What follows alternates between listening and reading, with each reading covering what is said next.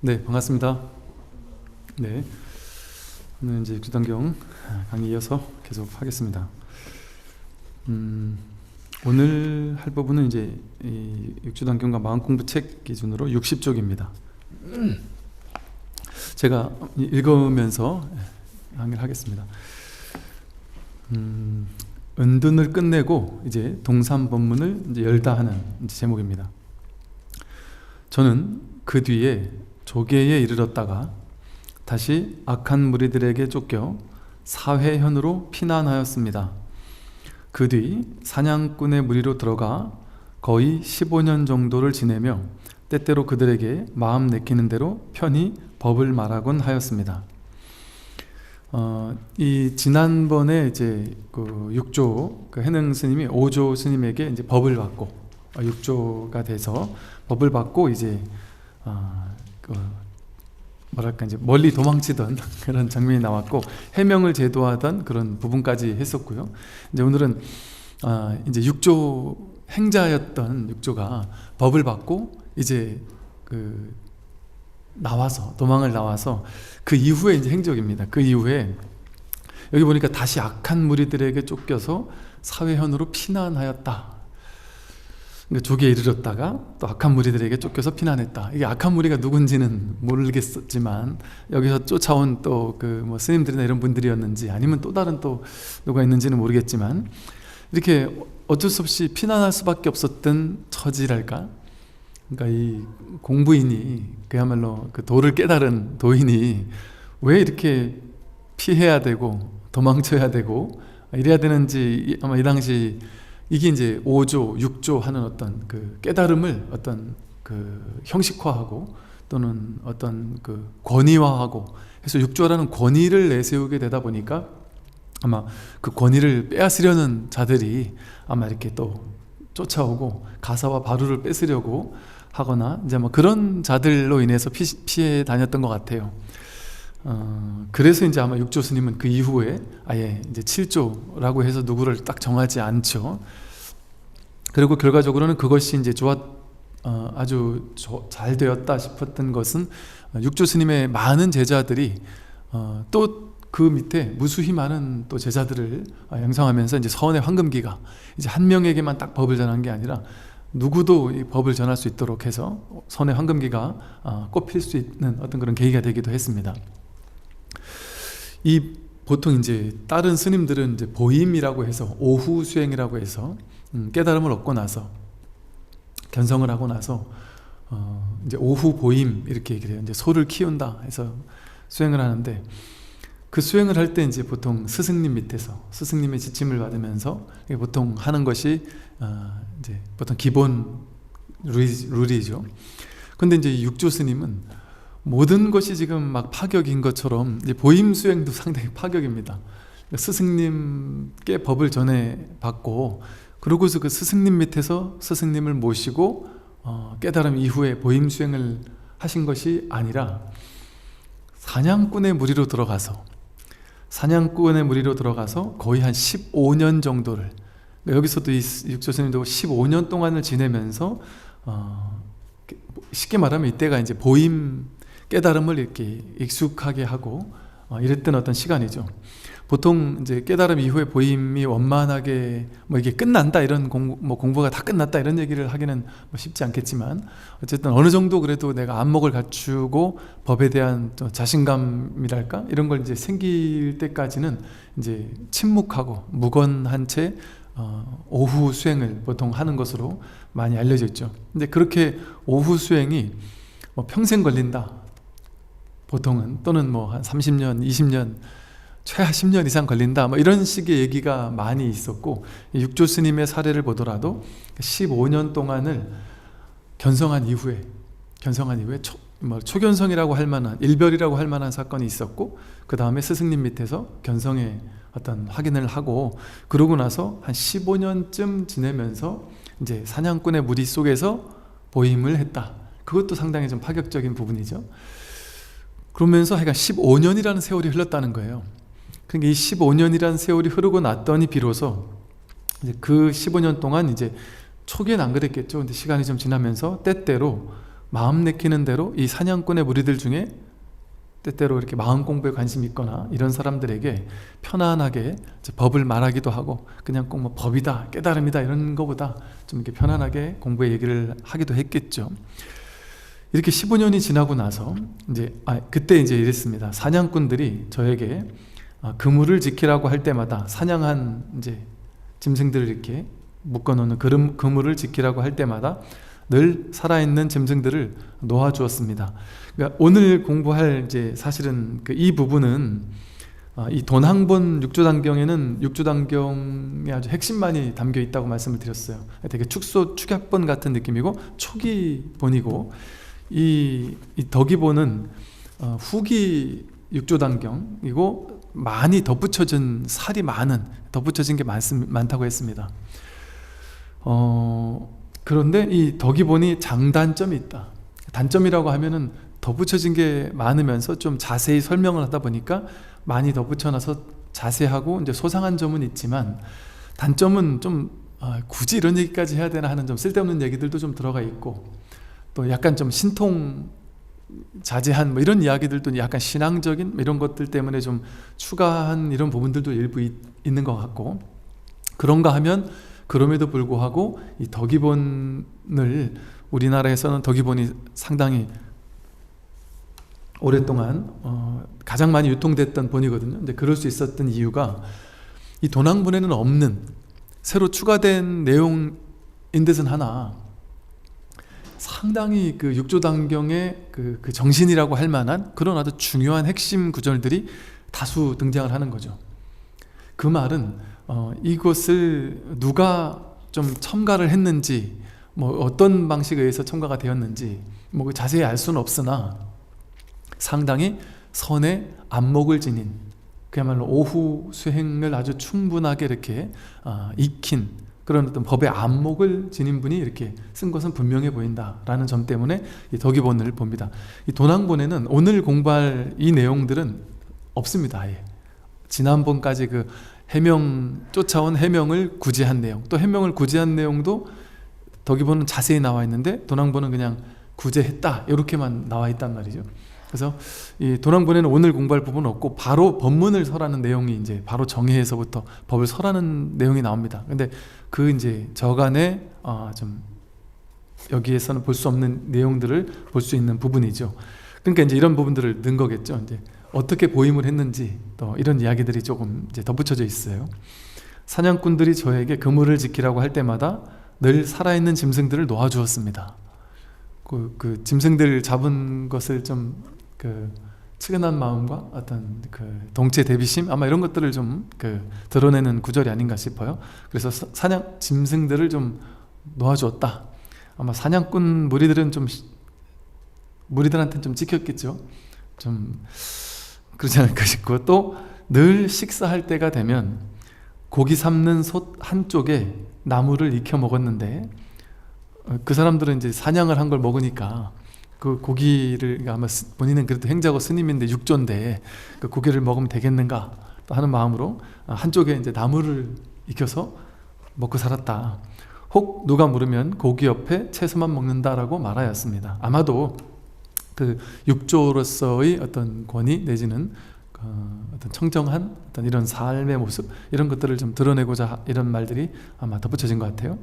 그러던 어느 날 문득 한 생각이 일어났습니다. 이제는 마땅히 법을 펼칠 때가 되었다. 더 이상 숨어 있을 수만은 없다. 라는 한 생각이 이제 비로소 일어난 거죠. 얼마 만에? 도를 깨친 지 15년 만에. 15년 동안 이제 오후 보임 수행을 했단 말이에요.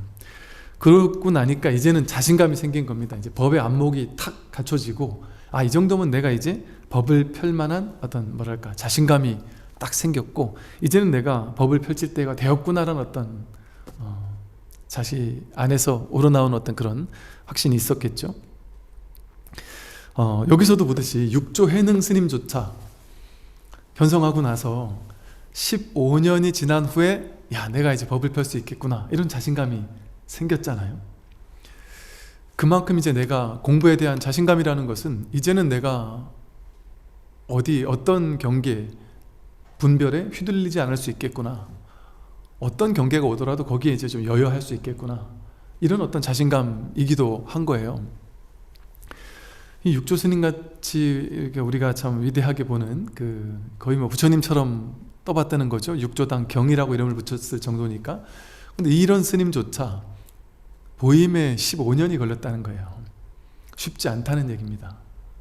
이 말씀을 강조하는 이유는 이제 특히나 요즘 이제 코로나 시국으로 한 2년 가까이 코로나로 이제 사람들의 발이 묶이고 하다 보니까 우리 불자분들이 이제 어디 절에도 못 가고 친구 만나러 다니지도 못하고 뭐 어디 가지를 못하니까 맨날 집에만 계시는 거예요. 그러다 보니까 주로 이 불교 신자분들이 유튜브를 통해서 이제 막 법문을 듣고 불교 신행생활을 이제 좀 대신하는 속도가 되게 빨라진 것 같아요. 최근 1, 2년 사이에 코로나 때문에.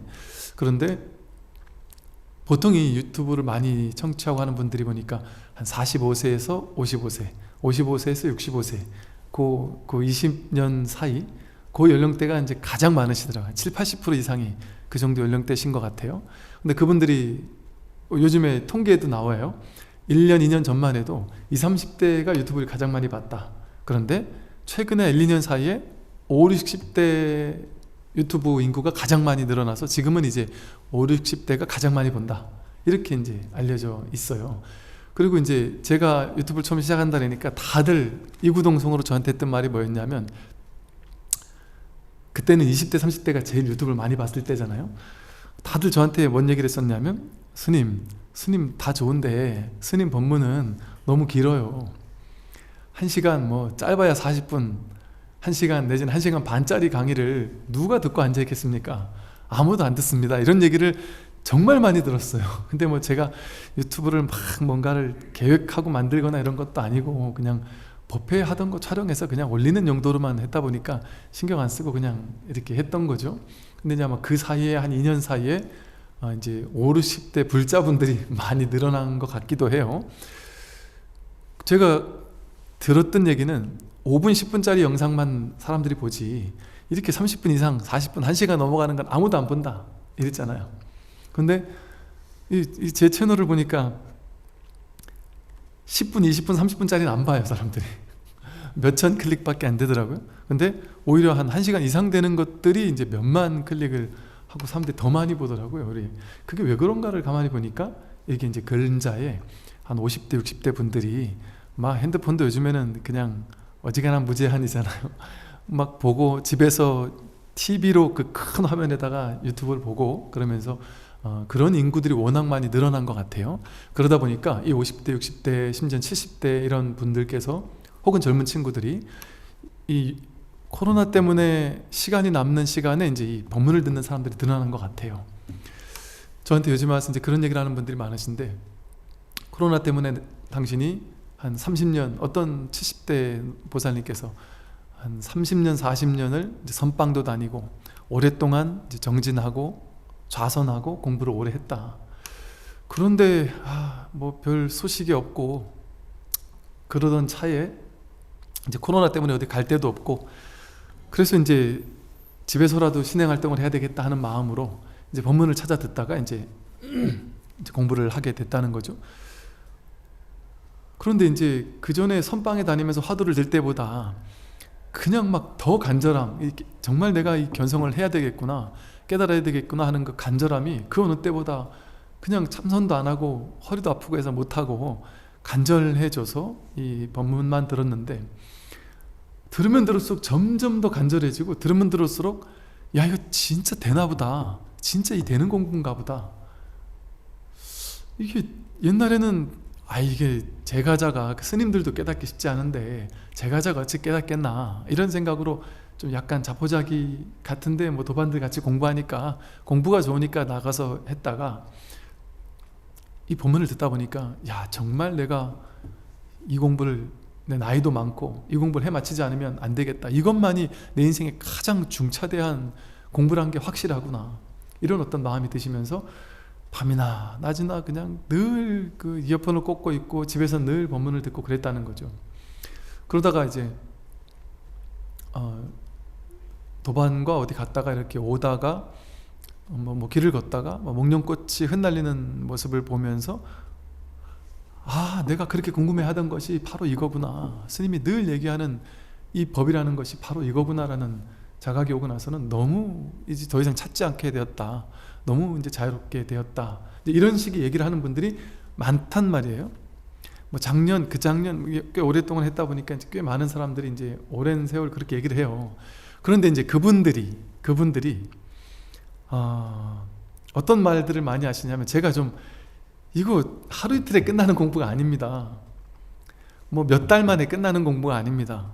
1년 2년 안에 막 결정을 보고 나는 툭툭 털고 이제는 내가 할 거 하겠다 이렇게 되는 게 쉽지 않은 공부다. 그러니까 지금부터 공부 이제 시작이다. 이제 걸음마 단계라고 생각하고 이제 불교를 이제 입문한 것과 똑같다. 그러니까 이게 이제 좀 놀랍겠지만 견성이라는 것은 대단한 무언가가 전혀 아니에요. 대단한 것도 아니고 그야말로 불교를 입문한 것과 같다. 이제 걸음마 단계를 이제 시작했다라고 볼 수 있어요. 이제 초등학교 막 유치원 이제 막 들어갔다라고 할 수 있죠. 그럼 그전에는 뭐냐? 그전에는 유치원도 못 들어간 거예요. 아직 학교 입학할 자격도 안 되는 거죠. 그냥 모르는 거예요. 그냥 아무것도 모르는 거예요. 스님이 뭐 얘기는 하고 있는데 뭔가 간절해지긴 하는데 나는 모르겠구나, 절대 뭔 얘기든 난 도저히 알아듣지를 못하겠다 하고 콱 막혀있는 시간을 보내는 거예요. 그게 바로 화두고, 그렇게 화두가 저절로 들리는 상태에서 법문을 듣다가 시절 인연을 만나면 문득 이 소식을 확인한다.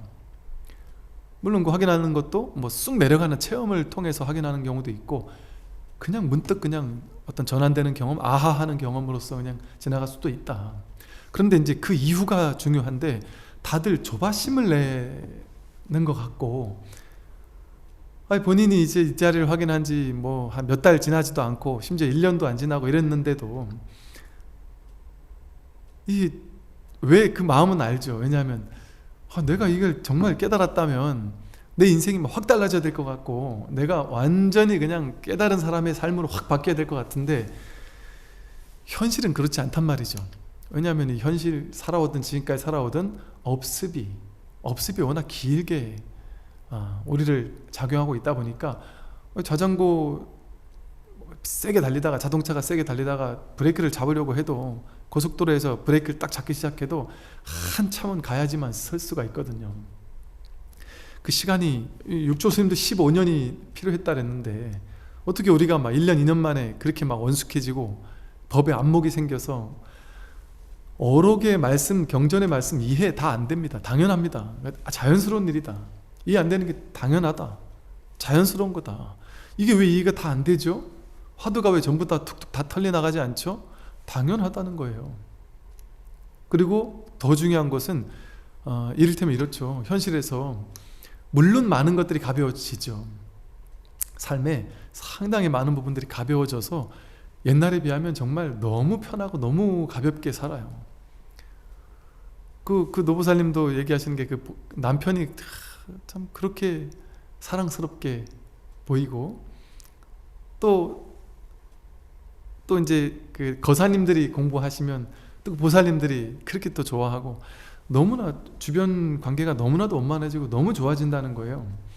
그런데 콱콱 막히는 부분들이 있다. 자신의 업이 좀 두터웠던 부분이라든지, 예를 들면 아니면 애착이 강했던 부분, 예를 들면 뭐 자식에 대한 애착이라든지 이런, 또는 내가 지금까지 살아오면서 가져왔던, 예를 들면 어떤 트라우마가 강하게 남아있는 부분이라든지, 어떤 사람이 자존감이 확 떨어져 있다든지, 이런 사람들은 누가 나를 막 그런 내가 특정한 부분에서 좀 상처를 자주 받고 이랬던 어떤 업장이라고 불릴 만한 어떤 이런 부분들이 동했을 때는 휘둘릴 수도 있어요. 당연히 휘둘릴 수도 있고, 그건 자연스러운 일이죠.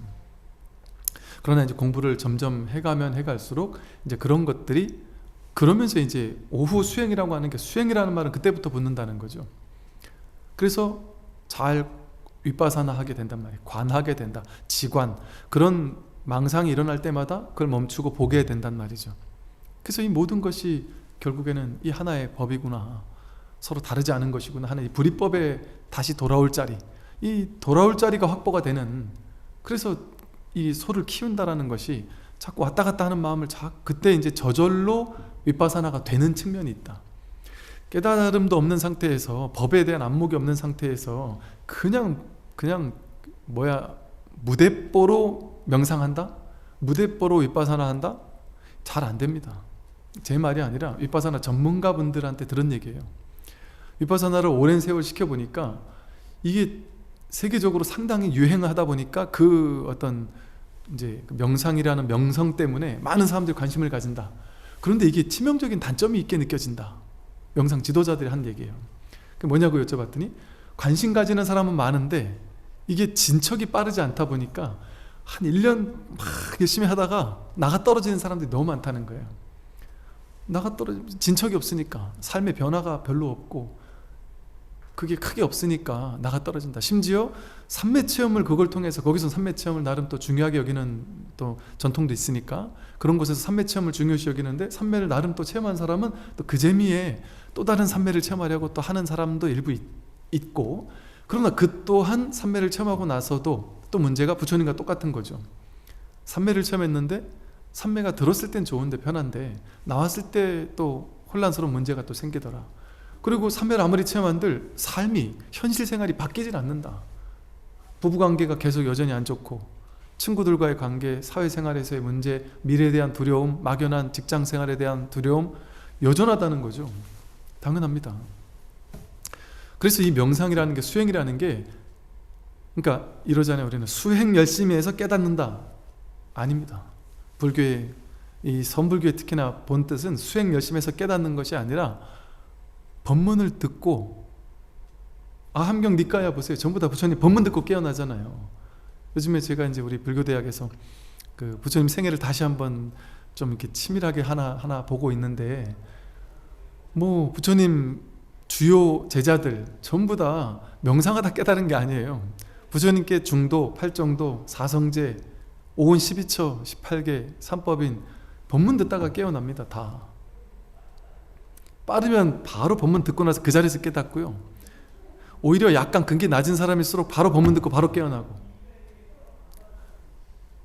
조금 근기가 높은 사람일수록 오히려 뭐 일주일도 걸리고 15일도 걸리고, 안한존자처럼 뭐 부처님 열반하실 때까지 깨닫지 못하는 사람도 있긴 있을 수 있겠습니다만, 그래서 그렇게 일단은 법문을 듣다가 먼저 이 자리를 확인하는 게 먼저다. 중요한 일이다. 그래서 이 법이 무엇인지, 이 법의 안목을 갖추는 것. 그래서 이게 저는 이게 체험이라는 말은 어감이 좀 너무 제한되어 있어요. 어떤 막 그냥 세계가 무너지고 눈앞이 무너지고 막 뭔가 막 쑥 내려가는 이런 강렬한 체험이 오지 않으면 이게 그 공부가 아닌 것처럼 느낄 오해의 소지가 있는 용어예요. 체험이라는 용어는. 그 체험이라기보다는 뭔가 법의 안목이 밝혀진달까? 그래서 이제 그런 측면에서 임재 스님도 이제 진정견해, 참되고 바른 견해가 쓴다, 이런 표현을 썼어요. 진울 스님도 이 견성을 해오처라고 불렀어요. 해오라는 말은 이해하는 깨달음이라는 뜻이거든요. 해오 이후의 수행을 통해서 이제 증오에 이른다, 이렇게 표현을 한 거죠. 부처님도 지견을 확립해야 한다. 그래서 바른 지견을 갖춘 것을 불지견이라는 말을 썼거든요. 그러니까 지견이라는 말이 어찌 보면 지혜에 대한 어떤 견해, 안목, 이런 개념이거든요. 그런데 그것이 중요하단 말이죠.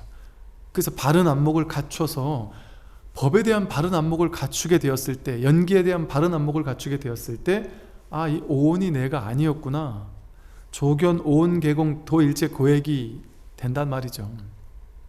그래서 이 몸뚱이, 느낌, 생각, 의지, 의식, 이 오온이 내가 아니었구나, 그야말로 이 법신불이라고 부르는 이 삼라만상 온 이 법계의 허공성이, 이것이 나의 본성이라면 본성이지, 따로 이 몸과 마음에 어떤 걸리는 이런 것들이 먼저 끊어진단 말이죠. 그 이후에 이제 보임수행을 통해서 법이라고 내가 쥐어놓았던 이 법조차도 이제 사라지는 체험들이 일어나고, 체험이라기보다는 그런 어떤 견해, 바른 어떤 진정 견해가 생겨나고, 그러면서 이제 점차 법에 대한 안목이 갖추어져서 어떤 경전을 보더라도 어떤 어록을 보더라도 이게 다 그야말로 저절로 이렇게 회통이 되는 것에는 시간이 좀 걸린다. 시간이 걸립니다. 그런데 이제 그 본인이 처음에 깨달았을 때의 그 체험이 세게 왔던 사람들일수록 체험은 왔다가 한 일주일, 이주일 있다가 한두 달 있다가 떠나가 버리니까 그때는 너무 놀랍게 좋았단 말이지. 다 알 것 같았고. 근데 그게 지나가고 나니까 이게 막 당황스러워가지고 황당해하는 시간도 보내고, 그러면서 이제 절망 같은 걸 겪으면서 왜 그때 그 체험이 지금 일상적으로 나타나지 않는 거지? 한단 말이에요. 그거는 왔다 가는 것이기 때문에 그건 법이 아니다.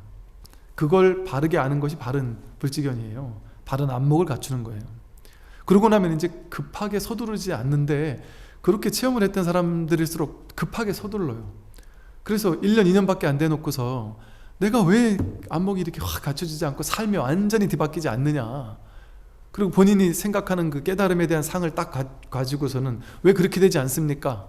이렇게 막 얘기하는 사람들이 있단 말이죠. 사실은 문득 한 생각 돌이키면 그 자리에서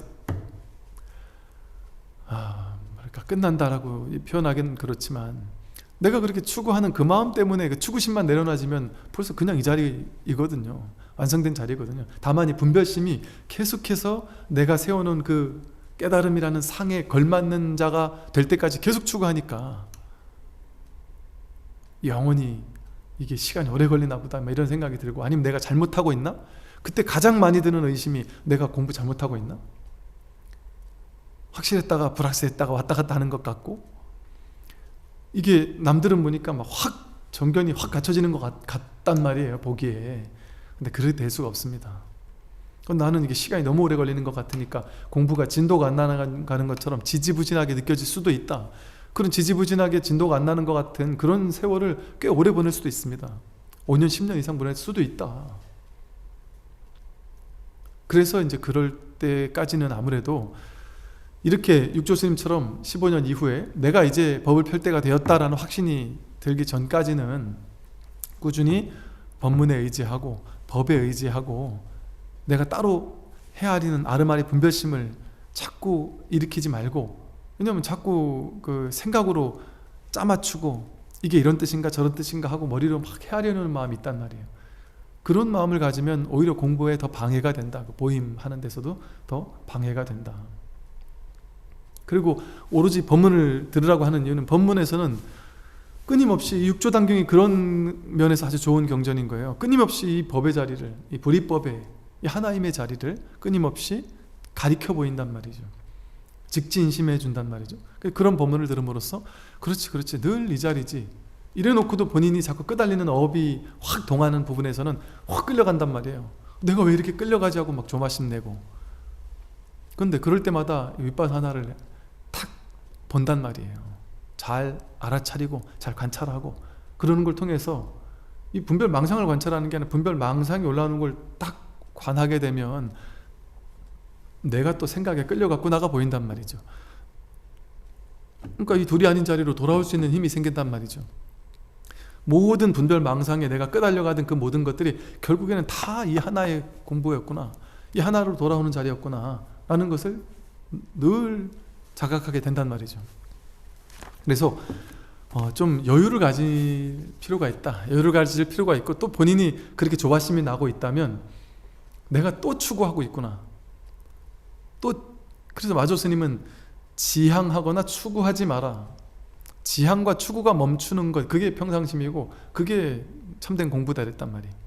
자꾸 뭔가 지향하는 바가 있다는 거는 깨달으면 이런 거야 하고 이렇게 돼야 돼 하고 생각하는 게 있어야지만 추구가 일어나거든요. 근데 그 생각이 없으면 이 법의 자리인데 처음 견성했던 그 자리가 사실은 끝인데 계속해서 뭔가 더 어떤 익어야 된다, 이것도 사실 어찌 보면 그냥 하나의 말이에요. 말. 분별의식에 자꾸 끄달려 가니까 그런 방편을 쓴 것뿐이지. 그래서 이 첫 공부의 자리가 그 전부다, 이런 측면에서 도노돈수라는 말이 있는 거죠. 첫 견성의 자리가 도노돈수의 자리예요. 그러나 이치로 보면, 이와 사 하잖아요. 이치로 보면 딱 견성할 때가 도노돈수 끝나버린 거예요. 닦는 것도 끝난 거예요. 더 이상 닦을 게 없어요. 지향하고 추구할 것도 없습니다, 사실은. 그런데 사의 측면에서, 현상적인 측면에서 봤을 때는 내가 여전히 현상에 끌려가니까 거기서는 닦는다, 수행한다, 이런 식의 표현을 쓴 거죠. 그러나 이제 도노 이후의 공부는 우리가 그 전에 절에 다니면서 연불하고 독경하고 좌선하고 막 기를 쓰면서 버티면서 공부하듯이, 갈고 닦으며 공부하듯이 그렇게 공부할 필요가 없는 공부다. 이게 얼마나 좋은 일입니까? 그 삶을 사는 것이 공부다. 그냥 삶을 사는 걸 통해서 저절로 공부가 저절로 되는 측면, 무위의 측면이 있단 말이죠. 그러니까 유의 조작하느라고 막 열심히 공부하고 갈고 닦고 그럴 필요가 없어요. 그러니까 열심히 일하고 자식 키우고 할 거 다 하고, 그러면서 늘 마음 한구석에 이 공부에 대한, 법에 대한 이 마음을 놓치지 않고 저절로 놓치지 않게 되는 것이지, 내가 놓치지 않으려고 애쓸 필요가 이제 그때부터는 없어진다. 그래서 이 15년이 지나고 났더니 이제 육조 스님도 15년 동안, 제가 모르긴 해도 육조 스님도 그랬을 거예요. 처음 한 5년 동안은 야, 내가 육조라는 법을 받긴 했는데 내가 아무리 나를 봐도 나는 여전히 중생 같다, 나는 여전히 그냥 사냥꾼의 한 사람 같은데 내가 어떻게 육조야, 내가 어떻게 그 오조 스님이 혹시 실수한 거 아니야, 나를 잘못한 거 아니야, 이런 마음도 있었을 거예요, 분명히. 그리고 이제 한 5년 10년 지나가고 이제 넘어가고 하면서 조금씩 이제 조금씩 뭔가 이렇게 믿음이 갖추어지고, 이게 이제 신성취라고 그래. 신성취. 믿음이 점차 성취된단 말이죠. 그래서 진짜 믿음이 성취되는 것은 깨달음이 성취되는 것과 다르지 않다고 그래요. 그러면서 점차 그렇구나 하는 어떤 신성취가 점차 아마 견고해졌을 것이고, 한 15년이 지나면서 내가 이제 정말 안목이 확실하고 내가 이제 더 이상 숨을 필요도 없겠구나, 내가 이 법을 누구와 어떤 법거량을 해도 이제 내가 법을 펼 수 있겠구나, 아마 이런 정도의 어떤 자신감 아닌 자신감, 이제 시절 인연이 딱 생겨난 거죠. 드디어 산에서 내려와 광주의 법성사에 이르니 마침 인종법사가 열반경을 강의하고 있었습니다. 이제 광주 법성사에 왔는데 보니까 인종이라는 스님이, 인종법사가 열반경을 강의하고 있었다. 인종법사가 이랬는데, 옛날 스님들은 이 법사라는 용어를 아주 즐겨 썼어요. 왜냐하면 법의 스승이 법사거든요. 저 인사 스님도 항상 보면 불심 도문 법사가 항상 그렇게 얘기를 하셨던 것 같아요.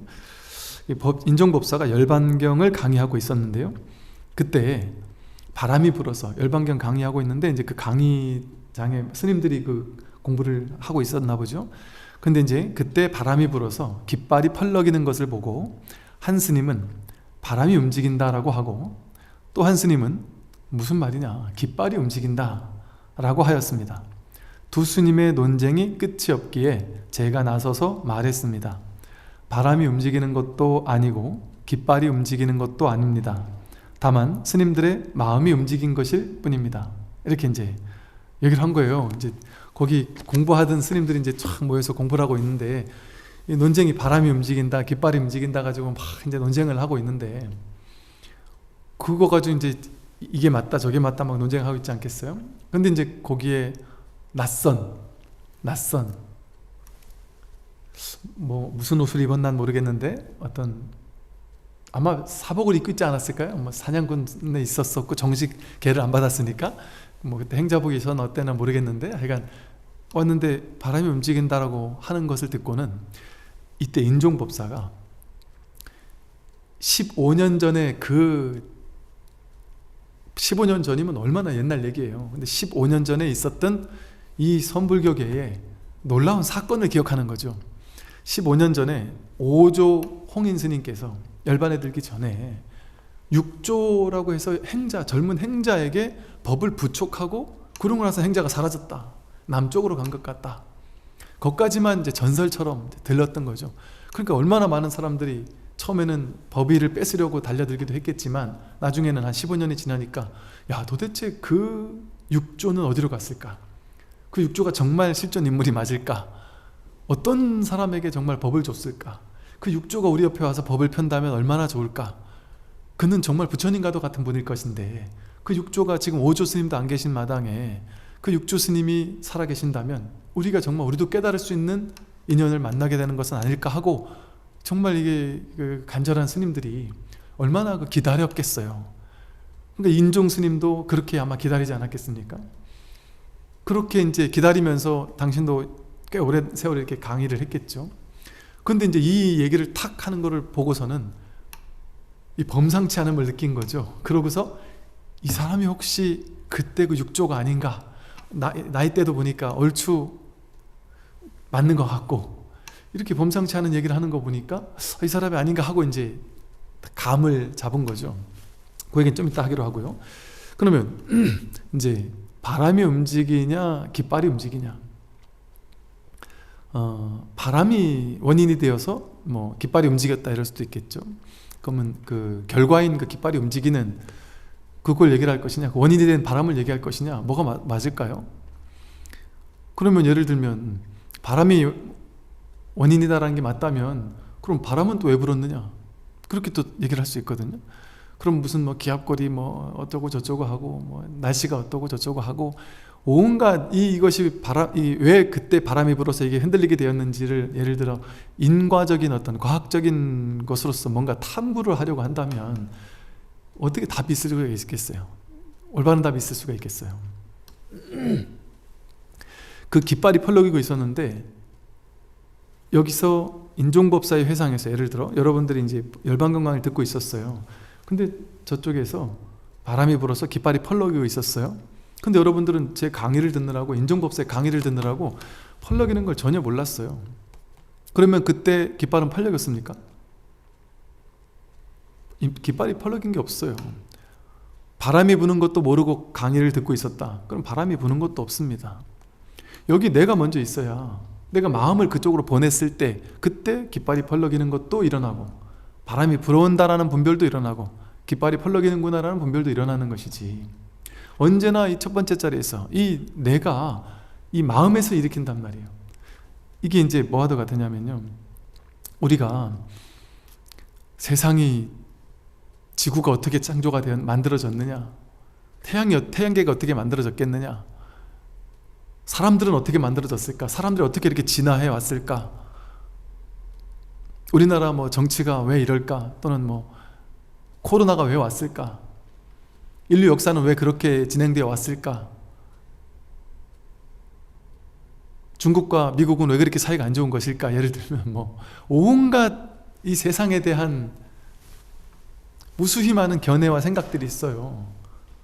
닭이 먼저일까, 달걀이 먼저일까, 자본주의가 옳은 것이냐, 사회주의가 옳은 것이냐, 온갖 무수히 많은, 뭐가 먼저냐, 뭐가 나중이냐, 뭐가 옳으냐, 뭐가 그르냐, 온갖 분별로 우리가 판단할 수 있는, 죽고 나면 어떻게 되느냐, 천당 지옥이 있느냐 없느냐, 이런 모든 것을 포함해서 그 모든 것들은 내가 한 생각 일으키기 전에 그런 것들이 있습니까? 내가 한 생각 일으켜야 그 일이 일어나는 거 아니겠어요? 모든 문제는, 모든 분별은 여기서 시작된다. 여기서 내 마음에서 시작된단 말이에요. 자기 마음에서부터 시작되어야 그 모든 것들이 일어날 수 있는 것이지, 세상, 삼라만상, 우주, 이 우주가 어디서 나왔어요? 내 마음에서 나왔습니다. 그 인도의 성자 누가 그런 얘기를 했다 그래요. 아버지 어머니가 나를 낳아준 것이 아니라 내가 아버지 어머니를 낳았다. 아버지 어머니가 낳은 걸 여러분 경험해 봤습니까? 확인해 봤습니까? 본 적 있습니까? 듣긴 들었겠죠. 리얼하게 엄마 아빠가 얘기해 줬을 수도 있겠죠. 그건 들은 거잖아요. 들은 건 생각이잖아요. 그를 들었던 생각을 일으키지 않으면 그 생각은 없죠. 내가 한 생각 일으킬 때 아버지 어머니가 나를 낳았지 하고 생각하는 거잖아요.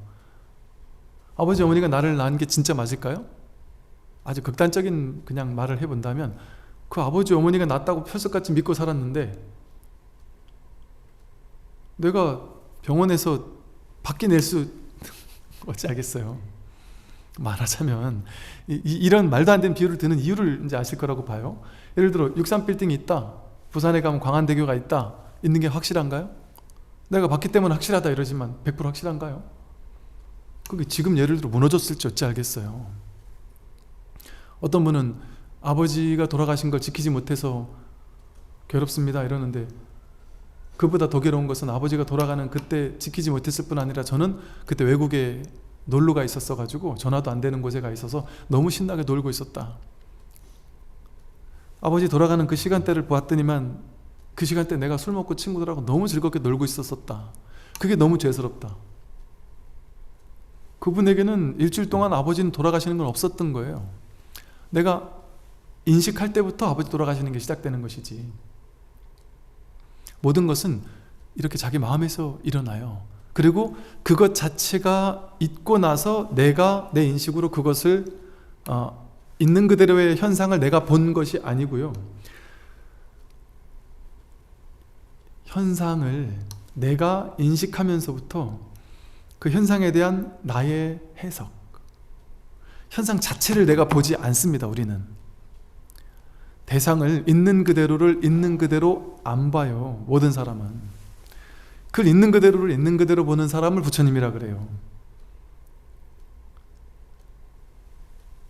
있는 그대로를 있는 그대로 안 보고 자기 식대로 해석해서 봅니다. 분별심으로 본단 말이에요. 분별된 생각을 가지고 본다. 뭐에 의해서? 자기 안에 쌓아놨던 업에 의해서, 경험에 의해서, 다양한 분별의 쌓임에 의해서 오온이 내 안에 이렇게 집적되어서 쌓이고 있거든요. 내 몸은 이랬어, 옛날엔 내가 몸이 아팠어, 안 아팠어 하는 몸에 대한 관념들, 옛날에 우울증이 있었어, 행복했어, 이런 어떤 감정에 대한 쌓임들, 생각에 대한 쌓임, 집적, 의지에 대한, 의식에 대한 쌓임들, 이것들이 탁 모은 것을 이걸 나라고 생각해서 이 필터를 가지고 현실을 해석하는 거예요. 그러니까 어떤 사람에게는 대한민국은 헬조선이야, 살기 정말 살기 나쁜 나라야, 아주 나쁜 나라야, 이러면서 이렇게 벌벌 너무 싫어하는 사람도 봤어요. 그런가 하면 또 어떤 사람에게는 정말 내가 우리나라에서 태어난 게 너무나도 감사하고 고맙다, 이렇게 느끼고 사는 사람도 있을 수 있죠. 똑같이 어떤 그 회사에서 아니면 어떤 좀 안 좋은 걸 받았어요. 예를 들면 회사에서 좀 부조리한 일을 당했어요, 내가. 그리고 좀 정의롭지 못한 일을 당했어요.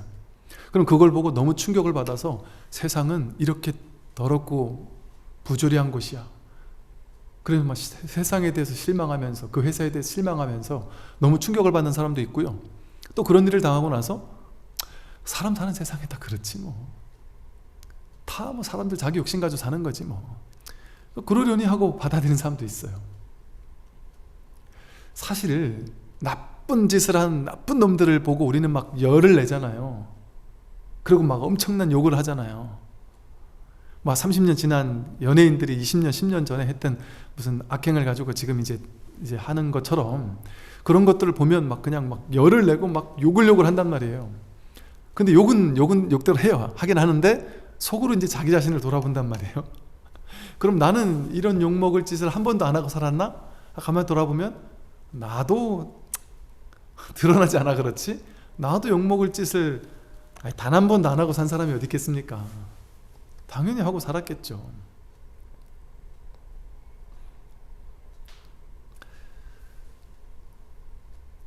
내가 살고 있는 세상은요, 진짜 세상이 아닙니다. 내가 만들어낸, 내 의식으로 만들어낸, 내가 창조한 세상입니다. 단 하나밖에 없는 나라는 오온이, 이 집적된 나라는 오온이 오온의 필터를 통해서 바라보는 세계, 나에게만 있는 세계예요. 그런데 우리는 어떻게 생각하냐면 이게 내가 창조한, 내가 만든 세계, 이걸 이제 유식 무경이라 해서 오로지 자기 인식, 의식으로 만들었을 뿐 바깥 경계는 무경, 없다. 바깥 경계는 없다. 오로지 식뿐이다, 이런단 말이에요. 그러니까 나는 내가 보는 세상은 하나로 딱 존재하고, 내가 거기 들어와 산다고 생각하니까 남들도 그걸 보고 같은 걸 받겠다고 생각하는 거예요. 남들도 같은 것을 보지 않았습니다. 나만 그렇게 봤어요. 남들은 자기 업대로 봐요. 자기 인식대로 봅니다. 그날 법상 스님 설법을 같이 들었잖아. 같이 안 들었다니까요. 어떤 사람은 이렇게 듣고 어떤 사람은 저렇게 들어요. 제가 이제 옛날에 그 장병들 법회를 많이 하잖아요. 장병들한테 이렇게 종종 전주에 뭔 얘기 했는지 전주에 했던 얘기 중에 기억나는 것 좀 얘기해봐 하고 물어보잖아요. 그러면 중요한 교리가 됐든 중요한 가르침을 딱 설명을 하면서 그걸 이해하기 쉽게 하느라고 비유를 막 들어요. 그러면 대부분의 장병들이요, 그 줄거리 중요한 뼈대는 전혀 기억 못해요. 대부분 얘기를 하면 그 스님 옛날에 뭐 이랬던 얘기, 옛날에 그 부수적으로 이 친구들 시선을 확 잡아 끌려고 그 얘기를 가지고 이제 좀 이 친구들이 좋아할 만한 비유를 들어서 설명한단 말이에요. 야, 스님이 초등학교 때 좋아하던 여자친구가 있었는데 그 친구한테 대시했다, 차였다, 뭐 이런 얘기 쉽게 말해. 스님 차인 얘기 뭐 이런 이거밖에 기억을 못하는 거예요. 아니 잘 생각해봐, 내 지난주 했던 얘기 그밖에 기억 안 나? 그리고 하고 또 얘기하면 또 그 비유를 든 거, 그것만 기억을 하더란 말이죠. 그러니까 그럴 수도 있단 말이죠. 똑같이 얘기를 들었지만 다르게 듣는 게 다른 거예요. 이것처럼 우리는 내 세상이 진짜 세상을 내가 봤어 라고 생각하면서 그 세상 속에 내가 묶여서 살아요. 그리고 남들도 그 세상을 봤을 거라고 생각해요. 남들은 그 세상을 못 봅니다. 내가 만든 세상을 어떻게 그 사람이 보겠어요. 그러니까 이거 옳다라고 고집을 하는 거예요. 이건 명백하게 옳잖아 라고. 저 사람에게는 명백하게 틀린 건데도. 우리가 극단적인 보수는 내가 보수라서가 아니라 이게 맞잖아 이러는데, 또 극단적인 진보분들은요, 무슨 소리야, 이게 100% 이게 그냥 누가 봐도 객관적으로 이게 맞잖아 이래요. 이 사람들은 누가 봐도 객관적으로 이게 맞잖아 이러고. 그게 객관적인 걸까요? 자기가 객관이라고 주장하는 거지. 우리는 객관이 될 수가 없어요. 다 자기 주관으로 자기 필터를 가지고 세상을 바라보고 살지. 하다못해 제가 결혼해서 사는 부부가 남편은 아내는 남편을 한 번도 만나본 적이 없다. 남편과 살고 아내와 사는 게 아니다. 자기 머릿속에서 자기가 그려놓은 남편에 대한 이미지를 데리고 산다. 상이라고 하죠. 그 상을 데리고 산다. 내 머릿속에 만들어 놓은 아내라는 상을 데리고 사는 것이다. 20년 30년 결혼 생활하고 나서 완전히 부부관계가 꼬인 분들 있잖아요. 그런 분들과 대화를 나눠보면 정말 어떻게 이럴 수 있을까 싶을 정도로 너무 다른 게 있죠. 같은 것을 보면서 전혀 다르게 해석하는 거죠. 전혀 다르게 해석해요.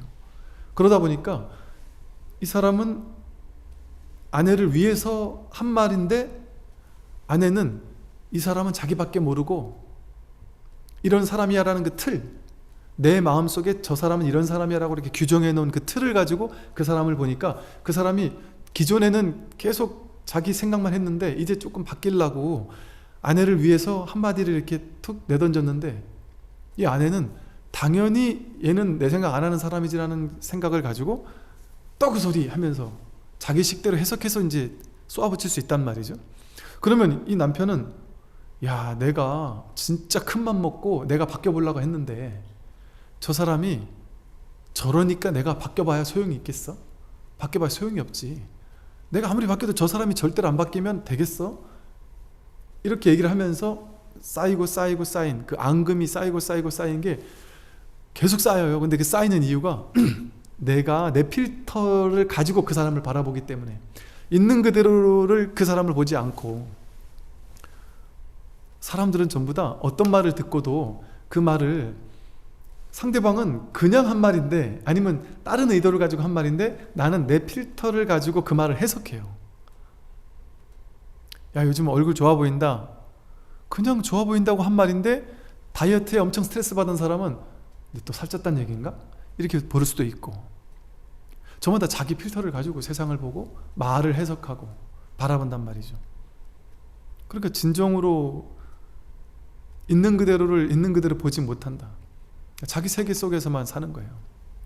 그러니까 이 모든 것이 사실은 그것 자체의 어떤 뭐가 옳고 그르고 하는 그런 게 정해져 있지 않습니다. 대상 세계에. 그게 이게 맞냐 저게 맞냐 그렇게 정할 수 있는 무언가가 없습니다. 내가 맞다고 인식하고 틀리다고 인식할 뿐이에요. 근데 우리는 그 대상에 진짜 좋거나 나쁜 뭔가가 있다고 생각해요. 선과 악이 진짜 있다고 생각해요. 그러니까 저 사람은 착해? 못됐어? 이렇게 물어봐요. 여러분, 한 사람이 착한지 못됐는지를 알 수 있을까요? 이거 정말 어려운 얘기 아닙니까? 여러분, 그 무슨 장관 하기 위해서 이렇게 청문회 할 때 보잖아요. 청문회 할 때 보면 정말 오리무중이죠? 그 사람에 대해서 막 캐고 막 캔단 말이에요. 그럼 이 사람이 또 이제 이게 보수 진보 나뉘어서 진보인 사람들은 좋은 얘기만 막 하고 보수인 사람은 나쁜 얘기 막 한다거나 그 반대거나 이러잖아요. 그럼 그 얘기를 종합해서 들어보면 야, 저 사람이 진짜 좋은 사람이냐 나쁜 사람에 대해서 오리무중이 돼버려요. 심지어 그 사람을 내가 10년, 20년, 30년 보아오던 옆에 친구조차 오리무중이 돼버려요. 제가 좋은 사람인가 나쁜 사람인가? 쟤 나쁜 놈은 아니었나? 내가 잘못 알고 있었나? 이래 돼버린다니까요. 더 무서운 거는 자식이 부모님을 보고 부모님의 특정한 모습을 보고 내가 부모님을 지금까지 잘못 알았구나 하고 충격받을 수도 있고요. 부모가 자식을 보고 어느 날 충격받을 수도 있어요. 내 자식이 이랬단 말이야 하고 충격받을 수도 있어요. 남편이 아내를 보고 아내가 남편을 보고 10년 만에 충격받을 수도 있어요. 예를 들면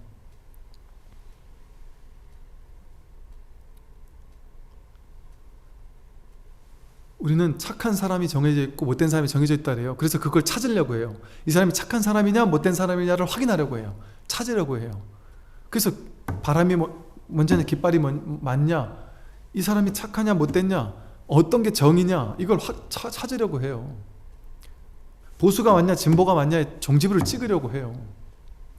이 사람이 대통령 돼야 오르냐 저 사람이 해야 오르냐, 내 자식이 서울 인서울을 해야 오르냐, A라는 대학 가야 오르냐 B라는 대학 가야 오르냐, 내 인생은 어떤 삶을 사는 게 오르냐, 세상은 어떻게 돌아가야 되는 게 오르냐, 이게 옳고 그른 뭔가가 정해져 있다고 생각해요. 알이 먼저냐 닭이 먼저냐를 결론을 내야 된다고 생각해요. 거기 결론이 있다고 생각해요. 죽고 나서 어떻게 될까요? 결론이 있을까요? 이 세상은 가만히 보면 완전히 모를 뿐 아닌가요? 완전히 모를 뿐 아닙니까? 내가 옳다고 생각했는데 그게 틀릴 수 있고요. 틀렸다고 생각했는데 나중에 가 보니까 그게 옳았을 수도 있어요. 정말 모든 일들에 내가 옳다 그르다라고 맨날 옳은 거 아니면 그런 걸로 분별한 다음에 옳은 건 취하고 싫은 건 버리는 삶을 살고 있잖아요. 그래서 옳다 좋다라고 생각한 건 더 많이 갖지 못해서 괴롭고, 더 갖고 싶은데 못 가지니까 괴롭고, 싫은 거는 밀쳐내고 싶고 저 사람은 꼴 보기 싫은 사람 보기 싫은데 자꾸 보니까 괴롭고, 그래서 우리 인생이 괴로웠던 거 아닌가요? 그런데 그런 정해진 정말 취해야 될 거나 버려야 될 게 정말 있을까요? 정해진 정의가 정말 있을까요? 끊임없이 정의란 무엇인가를 논의할 수 있을 뿐이에요. 결론을 내는 게 좋지 않아요. 많은 학자들 중에 훌륭하신 분들이 하는 강의를 들어보니까 그 얘기를 하대요. 지식이라는 것이 허망하다. 언제나 아무리 내가 많이 안다고 생각해도 유보적인 자세가 가장 중요한 학자의 자세다, 이런 얘기를 하더라고요. 가장 많이 알 때 가장 많이 아는 사람은 사실은 가장 모르는 게 많은 사람이다, 이런 얘기를 하더라고요. 많이 알면 많이 알수록 더 많이 모르는 게 생겨날 수밖에 없다는 거죠. 유보적인 자세가 없으면 내가 완전히 안다라는 생각을 가지면 그 사람의 학문은 증거할 수 없다, 이런 얘기를 하더라고요. 세간에서도 그런 얘기를 한단 말이에요. 정해진 옳고 그름이 없습니다. 정의란 무엇인가 답은 없어요. 그냥 끊임없이 우리가 사유하고 탐구할 뿐이지. 그것을 결론 낸다라는 건 아주 위험한 거예요. 어느 종교에서, 어느 사상에서, 어느 철학가가 정의란 이런 거라고 결론 냈다, 사람은 이렇게 살아야 되라고 결론 냈다, 그리고 그것만을 고집한다, 아주 위험한 발상입니다. 이게 최고의 진리라고 얘기해서 그것만을 해야 되라고 정의 내렸을 때 그거 아닌 것은 전부 다 삿된 게 돼버리거든요. 이게 최고의 종교라고 하면 나머지는 다 삿된 종교가 돼버려요. 그럼 얘네가 절대적인 최고니까 나머지를 종교 전쟁을 일으켜서라도 죽여 없애야 돼요. 왜? 그래도 나는 사랑을 받아요. 왜? 나는 절대선을 닦았으니까. 절대선을 실천했으니까. 그게 절대라는 개념이 들어가면, 절대선이 있다라고 생각하면 그런 일이 생겨요. 적이 생겨요. 절대악이 생겨요. 다 연기법이거든요. 선을 인연으로 악이 생기는 거거든요.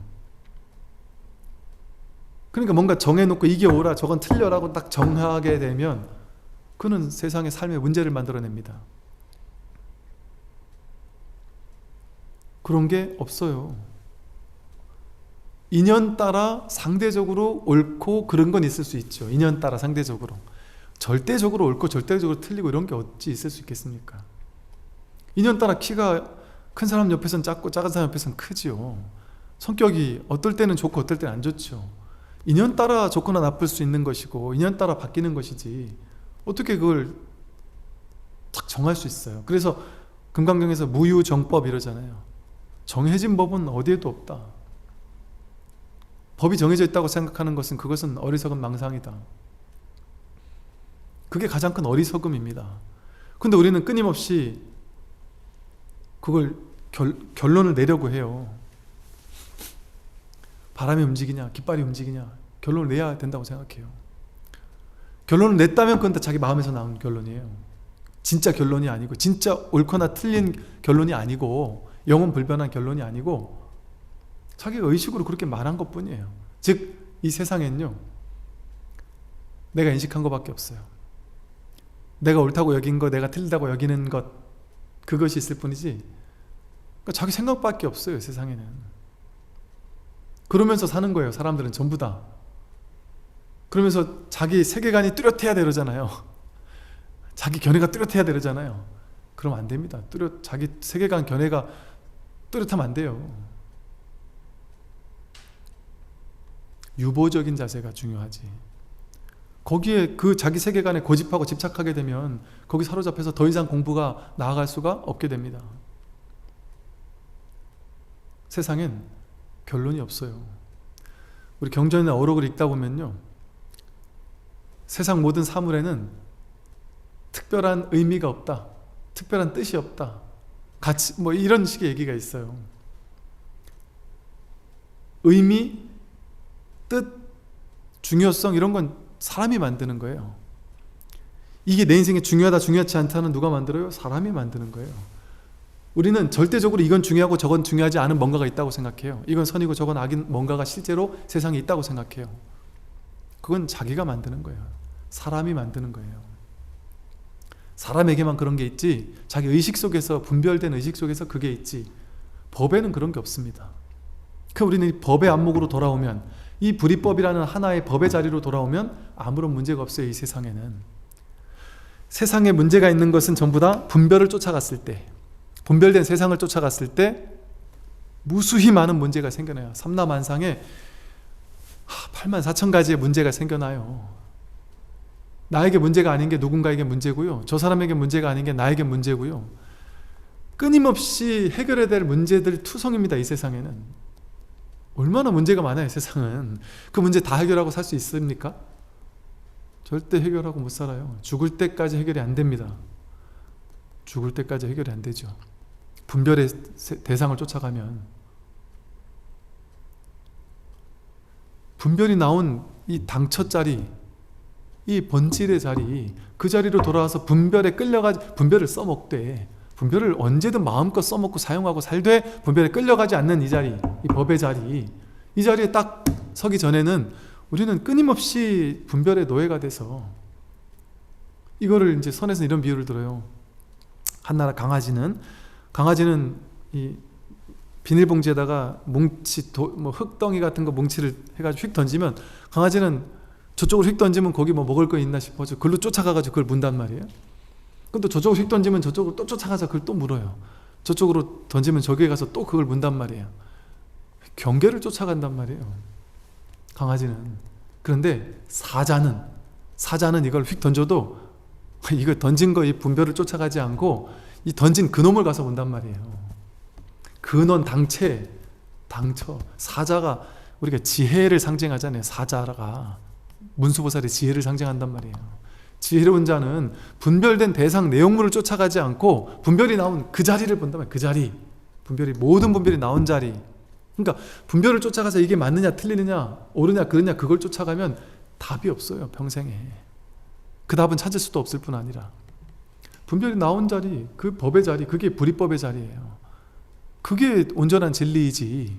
그 분별만 쫓아가서는 평생 싸운다고 해서 깃발이 먼저냐 바람이 먼저냐, 깃발이 움직이냐 바람이 움직이냐 답 낼 수 있을까요? 답 낼 수 없습니다. 그래서 부처님께서 침묵을 하셨죠. 죽은 뒤에 영원하냐 단멸이냐, 그건 하나의 생각일 뿐이고 견해일 뿐이다. 죽고 나서 누가 검증해 본 사람이 있느냐, 누가 난 죽고 나서 임사체험을 해봤다, 검증해봤다라고 얘기해도 그 사람의 개인의, 과학자들 중에는 그런 사람도 있어요. 임사체험한 사람들, 그거 그냥 망상이다, 진짜 죽음을 체험한 게 아니다, 꿈꾸다 나온 거다, 이렇게 얘기하는 사람도 있거든요. 결론은 죽을 때까지도 결론은 안 나요. 지금까지 결론 안 났잖아요. 그 무수히 많은 학자들이 있는데 죽음 이후에 대한, 이후에 어떻게 된다는 결론이 있습니까? 없어요. 그건 희론일 뿐이다, 이래요 부처님께서. 그래서 부처님은 그런 희론에 침묵하셨습니다. 답을 낼 수 있는 게 아니기 때문에, 그것도 하나의 견해이기 때문에. 그래서 뭐가 외도인 줄 아세요? 삿된 견해를 쥐인 게 외도가 아니고, 좋은 견해든 나쁜 견해든 상관없이 무조건 견해를 쥐고 있으면 다 외도예요. 그럼 스님, 우리도 불교적인 견해를 쥐고 있잖아요. 아닙니다. 불교는 불교적인 견해를 쥐고 있는 공부가 아니에요. 모든 견해가 다 아니다라고 얘기하는 게 불교예요. 왜 아니냐? 연기하는 거기 때문에 아니다. 그게 본래 공한 거다. 아니다. 그냥 무상하고 무한데 거기 뭐 정할 게 있느냐. 그냥 인연 따라 온 12처 18개가 그냥 잠시 화합했다가 흩어지는 것뿐이지 거기 뭐라고 정해질 것이 없다, 정해질 실체가 없다라는 얘기를 하기 위한, 뒷받침하기 위한 교리가 불교 교리예요. 그래서 불교 교리는 쥐는 것이냐? 쥐는 거 아닙니다. 쓸어버려야 될 거예요. 결국에는 강을 건너면 뗏목을 버리라고 하잖아요. 달을 가리키는 손가락이라고 하잖아요. 법문들은 다 달을 봐야지 손가락만 보고 있으면 안 된단 말이죠. 손가락을 버릴 때 달을 볼 수 있어요. 법문, 교리를 버릴 때 법에 가까이 갈 수 있어요. 부처를 만나면 부처를 죽여야지만 진짜 부처를 만날 수 있단 말이에요. 부처란 상을 죽였을 때 진정한 부처의 진실을 보게 된다. 그래서 사람의 마음이 움직이는 것이다, 이렇게 방편으로 얘기를 한 거예요. 이것 또한 방편이에요. 이것이 정답이기 때문에 이렇게 얘기한 게 아니란 말이에요. 환기시키기 위해서 경계를 쫓아가서 이렇거니 저렇거니 하는 말을 다시 이 자기 본성 자리로, 본래 자리로, 그게 나온 주처 자리로 돌려놓아라 하는 어떤 식의 어떤 주의 환기를 하기 위한 것으로서 이렇게 말한 것일 뿐이다. 이게 막 정답이라서 이렇게 했다고 또 이렇게 정해도 안 된단 말이죠. 육조 스님이 이렇게 정답을 내려주셨구나, 이렇게 생각해도 안 된다. 누군가에게는 이 뒷날 보면은 또 이 선사 스님들은 이렇게 얘기한 이것조차 그것도 아니다라고 또 얘기하는 스님들도 계시거든요. 그 말들이 이해가 되는 말이죠. 이에 모여있던 대중이 모두 놀랐습니다. 인종법사는 저를 상석으로 이끌어 깊은 뜻을 밝혀줄 것을 요청하며 물었습니다. 저의 답변이 간략하면서도 이치에 합당하고 문자를 배워 익힌 지식에서 나온 말이 아님을 알고는 인종법사가 말했습니다. 인종법사가 딱 감을 잡은 거죠. 야, 이분이 그분인가 보다 하고 이렇게. 그리고 이치에 답변이 간략하지만, 야, 이거는 문자를 배워서 익힌 지식으로 할 수 있는 말이 아닌데 하는 느낌을 받은 거죠. 그 상석으로 이끈 다음에 물었습니다. 인종법사가. 행자님은 아마 행자복을 입고 있었나 봐요. 아마 그 세상으로 내려가다 보니까 다시 이제 그 행자복을 딱 입고 있었나 보죠. 머리도 깎고 아마 그랬겠죠. 행자님은 분명 보통 사람이 아닙니다. 오래전부터 황매는 이제 그 오조 계신 그 황매 오조 계신 곳을 얘기해요. 황매하면 오조 스님을 얘기하게 돼요. 황매의 의발, 옷과 바루를 얘기하죠. 황매의 의발, 오조 스님의 가사와 바루를, 그리고 오조 스님의 법이 남쪽으로 왔다는 소문이 있었는데 혹시 행자님이 바로 그분 아니십니까? 하고 물어요. 제가 송구하오나 그렇습니다 라고 말하자 인종법사가 제자의 예를 갖추고는 전해온 의발을 대중에서 보여주시기를 간청하며 물었습니다. 이제 이게 진짜 맞는지를 한번 확인해 보려고, 그러면 진짜 의발을 한번 보여줌으로써 증거해 주십시오. 의발을 이제 보여주겠죠. 그리고 이분이 이제 그게 맞구나 하고는 이제 인종법사가 이게 이렇게 완전 제자의 예를 갖추고, 이게 이제 불교적 정신이에요. 인종법사쯤 되면 법의 스승이잖아요. 그러면 쉽게 말해 스님들을 가르치는 스님쯤 되면 중진 스님일 거 아니에요. 쉽게 말해 출가한 지 모르긴 해도 20, 40년 된 중심 스님이실 테고 나이도 꽤 지긋하실 거예요.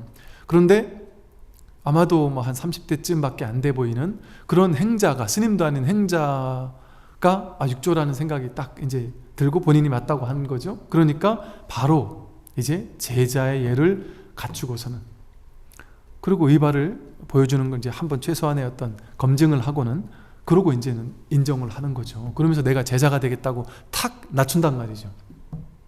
이게 제가 이제 불교적 정신이라고 말하는 것은 뭐냐 하면, 이게 바로 불이법의 정신이죠. 도리 아닌 불이법. 불교는요, 불교의 핵심은 불이법이에요. 불이법인 이걸 그냥 법이라고도 하고 열반이라고도 하고 자성 본래 면목이라고도 하고, 이거 불이 중도라고 하잖아요. 불교의 모든 실천은 전부 다 불의를 실천하는 거예요. 불이법이에요. 불이법. 불이법이라는 건 둘이 아니다 이 소리거든요.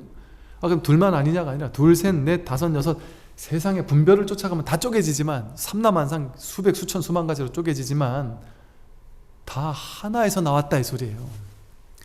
여러분도 저도 산하 대지 만물 전부 다가 하나에서 나왔다, 이 법의 자리 하나에서 나왔다, 이 소리를 얘기하는 거거든요. 다 완전 평등하다는 걸 얘기를 하는 거예요. 불교의 정신은 이 불이법입니다. 불이법은 뭐예요? 높은 사람 낮은 사람이 있으면 불이법이 아니에요. 승속의 차별이 있으면 불이법이 아니에요. 남녀의 차별이 있으면 불이법이 아니에요. 오래 공부한 사람 초심자의 차별이 있으면 불이법이 아닙니다. 그 어떤 둘로 나누는 차별이 있으면 그것은 불이법이 아니다. 그러니 그것이 선의 정신이에요. 그게 바로 불교의 정신이죠. 옛날에는 그래서 행자를 종종으로 앉힌 개념이죠 지금. 근데 옛날에는 이 이후에도 어디에서 절이 생겼어요. 그래서 그 절에 주지 스님을 모셔야 돼요. 그럼 이쪽에 큰 절에 있는 조실 스님이 저기 절에 갈 주지를 선발한다. 그럼 이제 법 거량을 합니다. 그럼 당연히 20년 30년 된 스님들이 다음 차례가 나겠지라고 생각하고 기대하고 있었을 거 아니에요. 그런데 막 갓 들어온 스님 된 지 얼마 안 된 1년차 2년차 스님들이 법의 안목을 갖추면 바로 그 스님을 나이 이런 거 상관없이 그 스님을 주지로 보내요. 지금 주지와 그 당시 선의 황금기 때 주지는 차원이 달라요. 주지는 법의 안목을 갖추지 않으면, 견성과 보임이 원만히 갖춰지지 않으면 주지를 내세우지 못했어요. 왜냐하면 주지는 그 당시 부처님 대신이었어요. 그래서 대웅전이 없었어요. 초기에는 설법전만 있었어요. 설법당. 그걸 법당이라고도 불러요. 설법당을 법당, 법을 펴는 곳이다 해서 법당. 그 설법전은 특징이 부처님을 모시지 않았어요. 지금도 지금 부처님 거기 모셨나 모르겠는데, 뭐 불국사 대웅전 뒤쪽에 가면 설법당이 있거든요. 널찍한. 부처님을 모시지 않은 이유가 주지 스님이 바로 부처님이었어요. 부처님 대신이었단 말이에요. 그만큼 주지 스님에 대한 법을 갖춘 스님에 대한 믿음이 굳건하지 않으면 이 공부 못하거든요. 믿음이 굳건해야만 된단 말이죠. 그러니까 부처님을 따라 모실 필요가 없었다. 그러니 말 그대로 파격이죠. 근데 그 당시엔 그게 정상이죠. 파격이 아니라 당연한 불이법이죠. 근데 이제 지금은 이제 시대가 법은 사라지고 형식, 절차, 전통, 모양 이런 것들만이 중시되는 시대가 너무 오랫동안 오다 보니까 법이 중요한 게 아니라 이제 그 법으로 가는 길, 뭐 수행, 기도, 뭐 온갖 이런 게 더 중요한 시대가 돼버리고, 겉에 드는 형식이 중요한 시대가 돼버리고, 출제가 무슨 뭐 연차, 남녀 뭐 이런 것들이 중요한 시대가 돼버린 것 같은데, 그거는 법의 정신이 아니죠. 불교의 진정한 정신은 아니죠. 그래서 제자의 예를 갖추고 이제 간청하며 인종법사가 물었습니다. 높은 상석에 올려드리고 그럼 물었어요. 황매께서 부촉하신 가르침은 어떤 것이었습니까? 오조 스님께서 당신에게, 육조인 스님에게 무슨 가르침을 부촉하셨습니까? 이렇게 물었어요. 그때 제가 말했습니다. 가르쳐 주시는 것은 없다. 이 불교는 가르치는 게 아니에요. 가르쳐 주는 게 없어요. 그러니까 티칭이 아니란 말이에요. 가르치는 게 아니에요. 가리켜 보이는 거지. 이렇게 가리켜 보이는 거지. 이게 법이다 하고 법을 딱 들어 보이는 게 가리켜 보이는 거예요. 이 법을 이렇게 딱 가리켜 보이는 거예요. 부처가 뭡니까? 가리켜 보인단 말이에요. 부처가 뭡니까? 차 맛이 좋구나. 이거 시계다. 이렇게 법을 가리켜 보이는 거지 가르쳐 주는 게 아니다. 그래서 황매는 가르쳐 준 게 없어요. 이 법은 가르쳐 줄 수 없어요. 가르쳐 준다고 알 수 있는 게 아니에요. 삼라만상 온 천하에 드러나 있는 이 법을 어디를 가리켜도 다 법이 아닌 게 없는, 그렇게 법을 가리켜 보일 뿐이죠. 가르쳐 주시는 것은 없습니다. 그리고 뭐라고 얘기했냐면, 이게 이제 육주단계에서 아주 중요한 말씀이에요. 그런데 이 얘기가 되게 충격적인 말이에요. 기존 불교계에서 들으면 미치고 팔딱될 말이에요. 외도야라고 할 만한 말이에요. 그래서 옛날에 육조 스님의 육조 단경을 한때 법의 안목을 갖추지 못한 사람들이 불태워버리라고, 이건 외도다 이래가지고 육조 단경을 불태워버린 적도 있어요. 이런 것 때문에 그런단 말이에요.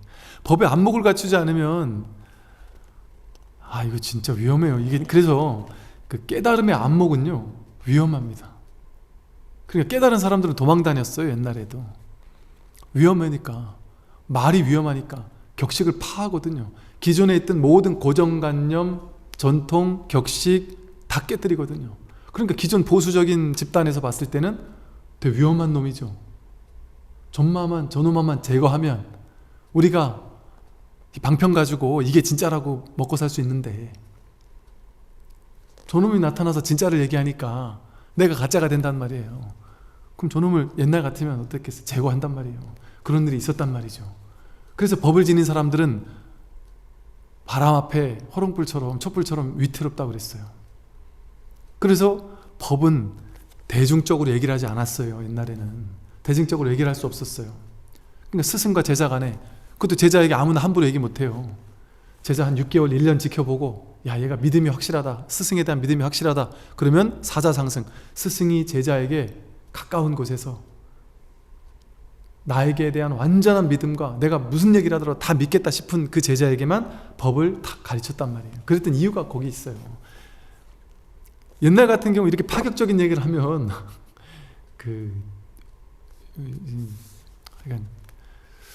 당연히 그랬을 것 같아요. 무슨 얘기를 했느냐, 뭘 가지고 제가 이렇게 시끄럽게 얘기를 하느냐, 여러분도 들어보세요. 이게 충격적이죠. 가르쳐 주시는 것은 없습니다. 오조가 뭘 얘기해 줬느냐, 오조가 이 얘기를 해줬단 말이에요. 견성을 말할 뿐, 다만 견성을 말할 뿐이에요. 다만 견성을 말할 뿐, 선정과 해탈은 말하지 않았습니다. 선정과 해탈은 말하지 않았다, 그 말은 말하지 않았다라고 이렇게 얘기를 했어요. 그 선정과 해탈은 아니다. 견성, 오로지 견성만을 말한다. 기존 불교에서는 뭘 얘기했어요? 오로지 선정을 통해 해탈해야 된다만 얘기했어요. 지금도 그러잖아요. 좌선해라, 좌선해서 선정에 들어야 된다. 1선정, 2선정, 3선정, 선정에 들어야 된다. 선정 3매를 유지해야 된다. 그 얘기만 한단 말이에요. 지금까지도 선정에 들고 선정을 열심히 닦다 보면 그 결과 해탈한다, 그렇게 가르친단 말이에요. 불교계에서 기존에 다 그렇게 가르쳤단 말이에요. 불교계에서 그런, 누구나 다 그게 부처님 법이다라고 믿고 있던 상황 속에서 부처님이 그러한 견해를 깨뜨리기 위해서, 쉽게 말해 그게 틀렸다라는 말이 아니에요. 거기에 그 법이라는 상에 방편은, 모든 건 방편이거든요. 열반, 해탈, 자성, 본래 면목, 깨달음 다 방편이에요. 깨달음은 본래 없어요. 쉽게 말해 건강이 따로 있습니까? 건강하게 사는 사람에게 건강하게 사는 사람이 건강을 막 찾으러 다녀요? 찾을 필요가 없습니다. 그냥 건강하면 그냥 일 없이 사는 거예요. 근데 누구에게 건강이 필요해요? 아픈 사람에게만 건강이 필요해요. 아픈 사람에게만 약이 필요해요. 그럼 아픈 사람에게는 병이 다 나서 건강해지는 게 지상 최고의 목적이에요. 근데 이미 건강한 사람에게는 건강이 필요 없어요. 그 사람에게는 건강은 뭐하러 얘기를 해요. 뭐가 아픈 것이냐? 괴로운 게 아픈 거예요. 노병사, 늙고 병들고 죽는 괴로움, 괴로움에 허덕이는 존재가 아픈 거란 말이에요. 그러니까 괴로움을 해결하면 그냥 평범하게 사는 거지, 괴로움 해결한 채 평범하게 사는 거지 또 다른 해탈 열반은 없습니다. 괴로움이 있는 사람에게만 상대적으로 열반 해탈이라는 방편을 내세워서 가르쳐준 것 뿐이지 열반 해탈이 따로 있지 않아요. 그래서 법도 법이 아니거늘 이런 말을 하잖아요. 하물며 비법이랴. 그러니까 불교는 법에도 집착하지 말라 그러잖아요. 어떤 견해에도 집착하지 마라. 불법이라는 견해에도 집착하지 마라. 놀라운 공부죠. 그러니까 이 세상의 모든 가르침과 다른 가르침이라고 하는 이유가, 세상의 가르침은 이걸 믿어라, 법을 딱 내세우는, 깃발을 내세워서 나를 따르라 하는 거거든요. 모든 가르침이 전부 다 내가 주장하는 바는 이거야, 나를 따르라 하고 따라오게 한단 말이에요. 근데 불교는 나를 따르라 하는 게 없어요. 오는 사람 막지 않고 가는 사람 잡지 않아요. 내세우는 깃발이 없어요. 우리가 뭐 무슨 조계종, 천태종, 무슨 태고종 이렇게 막, 또 우리 절은 연불, 우리 절은 무슨 뭐 이렇게 자기 중요한 걸 견해를 딱 세워서 우리 종은 이걸 주로 하는 절이야 이렇게 내세우는 걸 옛날에 이렇게 찰간에다가 그 절을 상징, 우리 요즘 말하면 절 앞에 뭐 무슨 대한불교 무슨 종 써놓듯이 옛날에는 찰간의 깃발에다가 우리 절이 무슨 어떤 이제 연불하는 절이다, 뭐 선하는 절이다, 이런 거 알려주기 위한 깃발을 세웠나 보죠. 그런데 선에서도 그렇고 경전에서 뭔 얘기 나오냐면, 부처님이 안한존자에게 문 앞에 찰간을 무너뜨려라 이런 말이 나와요. 뭐라고 내세우는 뭔가가 있으면 그거는 법이 아니다. 불교에서는 그 어떤 것도 내세우지 않는다. 부처도 내세우지 않는 거예요. 그게 부처님 본뜻이단 말이죠. 그런데 그것을 깨닫게 해주기 위해서 이제 다양한 방편으로 막 설하다 보니까 거기에 이제 사로잡히고 집착해 있는 사람들에게 그 집착을 깨주기 위해서 이런 방편을 쓴 거예요. 이게 무조건 선정도 다 필요 없고 해탈도 다 필요 없다는 얘기를 하는 것이 아니라, 거기에 법상에 사로잡혀 있는 사람들에게 이걸 깨뜨려주는 방편을 쓴단 말이에요. 이게 이제 불교의 방식입니다. 불교는 항상 세웠다가 깨뜨려야 돼요. 끝끝내 세우기만 하는 거는 불교의 진짜가 아니에요. 방편에 사로잡힌 사람이라고 하죠. 그래서 입파자제, 세웠다가 깨뜨리는 걸 자제하게 하는 것, 그게 진정한 불교예요. 달을 가리키는 손가락을 내세우지만 달을 보고 나면 손가락을 치워버려야 되는 것과 똑같다. 세웠다가 무너뜨리는 걸 자제하게 해야 한다. 그래서 선정에도 선정을 세웠다가 선정을 무너뜨려야지만 진짜 선정을 할 줄 아는 사람이고, 해탈을 세웠지만 해탈을 무너뜨릴 줄 알아야만 진짜 해탈이에요. 그래서 선정과 해탈을 무너뜨리고 다시 하나 세운 거예요. 임시방편으로 선정을 세웠단 말이에요. 그러니까 여기서 선정을 말할 뿐, 견성을 말할 뿐 선정과 해탈은 말하지 않았다라는 게, 이걸 말 뜻의 낙처를 모르니까 이런 말 때문에 육조는 외도다 이런 식의 안목이 없는 사람들은 그렇게 보는 거예요. 선정해탈이 얼마나 중요한데 그거를 쓸어버리고 견성만을 얘기하느냐, 이렇게 오해한단 말이죠.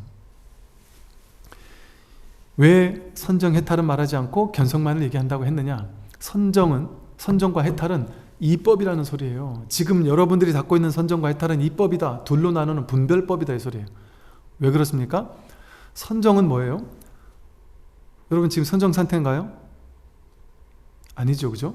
선정 수행, 좌선 수행을 통해서, 특정한 수행 방법을 통해서 선정이 드러나는 거죠. 보통 우리가 알고 있는 선정은, 즉 선정은 인과로서 드러나는 거예요. 유의 조작을 통해 특정한 수행법을 통해서 특정한 선정이 만들어지는 거예요. 그러면 선정이 들지 않은 상태가 있고 선정이 든 상태가 있죠, 그죠? 둘로 나뉘어지잖아요. 선정이 아닌 게 있고 선정인 게 있는 건 둘로 나뉘는 이분법이에요. 둘로 나뉘는 건 법이 아닙니다.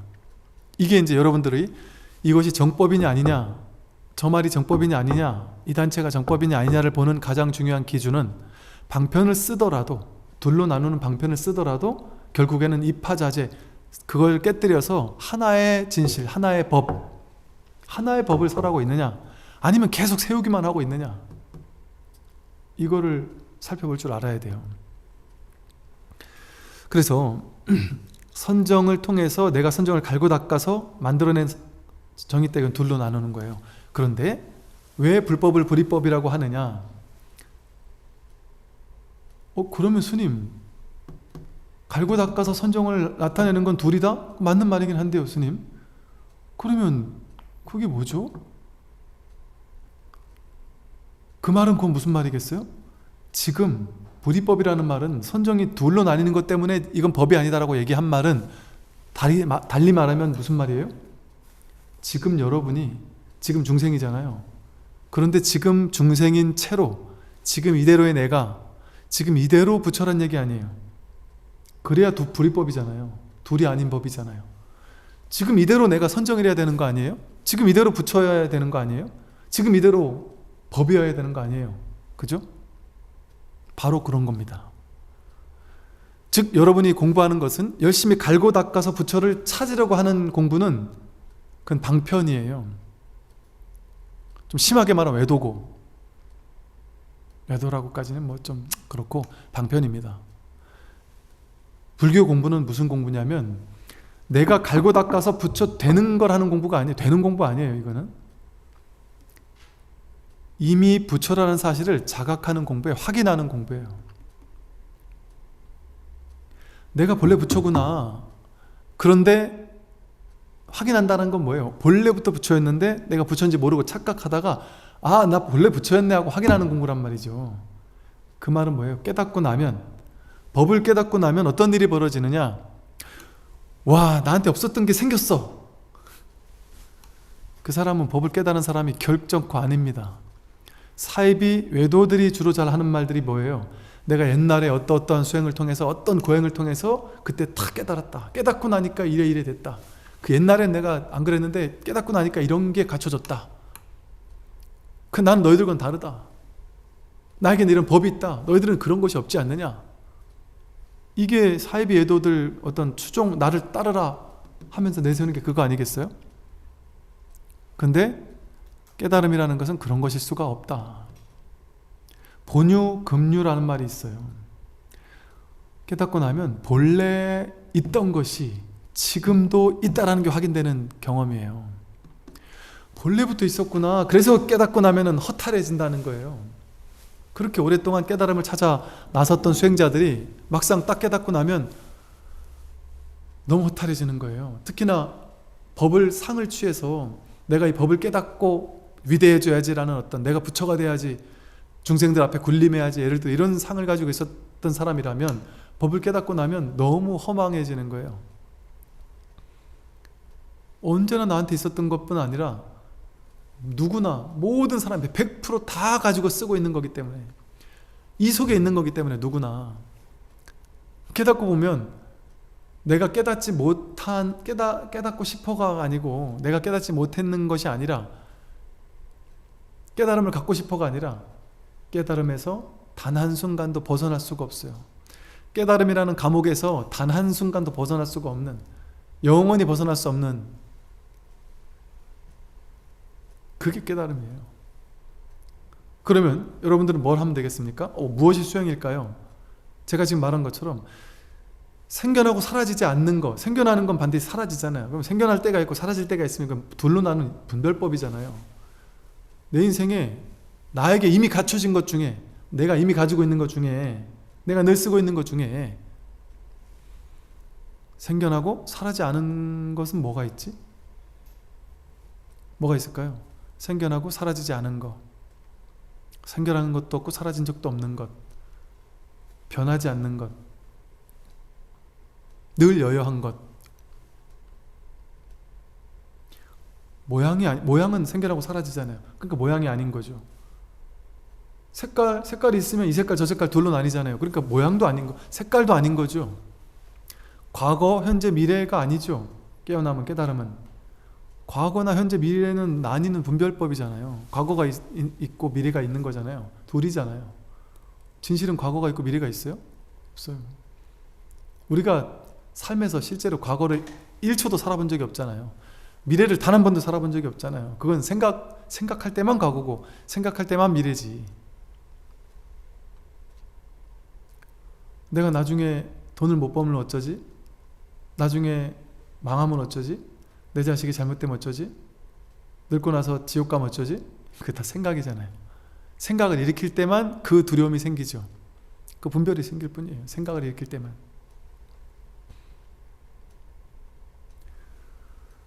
이렇게 이 법이라는 것은 늘 있는 것인데 이건 모양이 아니고 생겨난 게 아니에요. 생겨나지 않은 것이 무엇이 있을까? 모양이 아닌 것, 개념이 아닌 것, 둘로 나뉠 수가 없는 것. 이게 큰 거겠지? 큰 거, 작은 거 둘로 나누면 이건 법이 아니에요. 그래서 마하라는 크다라는 것은 작은 거에 상대해서 크다는 게 아니에요. 이것밖에 없으니까 크다라고 이름 붙인 거예요. 크고 작고에 상대한 큼이 아니고. 사실은 바람일다라는 것도 여기서 저기로 건너간다라는 건데 진짜 바람일다는 여기가 있고 저기가 있는 건 바람일다가 아니에요. 여기서 여기로 건너가는 거예요. 건너간다라는 방편의 말을 썼을 뿐이지 따로 건너갈 데가 없구나, 여기가 거기구나 라는 사실을 자각하는 거예요. 그러면 이게 바로 화두예요. 아이 스님 그렇게 알 듯 모를 듯 그렇게 감칠맛 나게 얘기해 줄 듯 말 듯 그렇게 얘기하지 마시고 그냥 탁 보여주세요.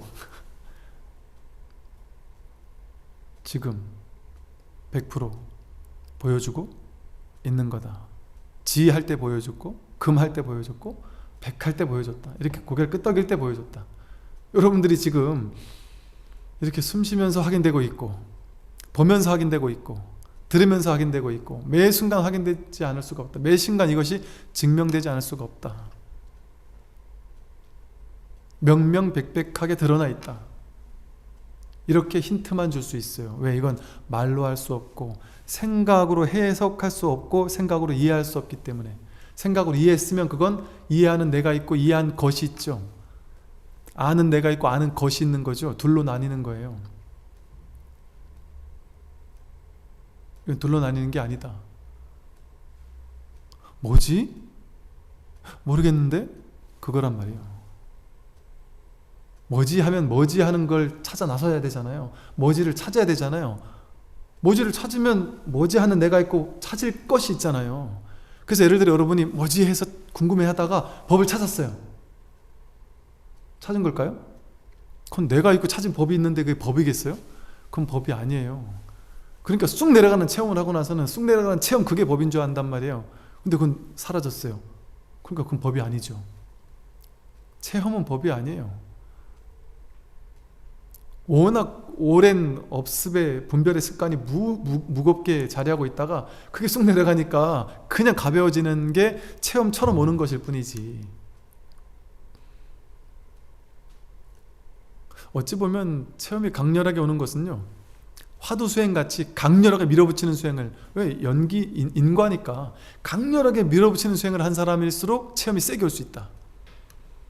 그리고 또 몸이 좀 아픈 사람이나 마음이 좀 많이 아픈 사람이나 거기서 많이 부딪혀 있던 사람들, 그게 큰 문제가 되어서 어떤 짓눌렀던 사람들, 그런 사람, 몸이 조금 안 좋았던 사람들도 또 체험이 더 세게 올 수도 있어요. 이를테면 오히려 평범한 사람들이 그냥 그렇게 큰 체험 없이 올 수도 있어요. 알 수 없어요. 이것을 알 수 있는 어떤 것이 아니기 때문에. 그래서 제가 여러분 생각에는 저 스님이 알 듯 모를 듯 가르쳐주지 않을 듯 그 자기 기밀, 그 비밀 하나는 놔두고서 맨날 줄 듯 말 듯 이렇게 이게 맛만 보여주다가 결국엔 안 보여주고 끝나더라. 저 스님 다 좋은데 저게 단점인 것 같아, 이렇게 얘기를 한단 말이죠. 경전도 그렇고 부처님도 그런 것 같아, 이렇게 얘기한단 말이죠. 너무 100% 드러내니까. 그래서 부처님이 경전에서 뭐라고 하셨느냐, 부처님의 주먹에는,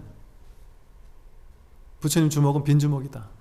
그 말이 모두에게 다 가르쳐줄 듯 하면서 결국 안 가르쳐주는 영업기밀, 아주 중차대한 영업기밀 하나가 딱 남겨 있어서 이거는 내 상조에게만, 마지막 제자에게만 딱 알려주겠다, 그런 게 없단 말이에요. 100% 알려줬다는 말이에요. 100% 드러냈다.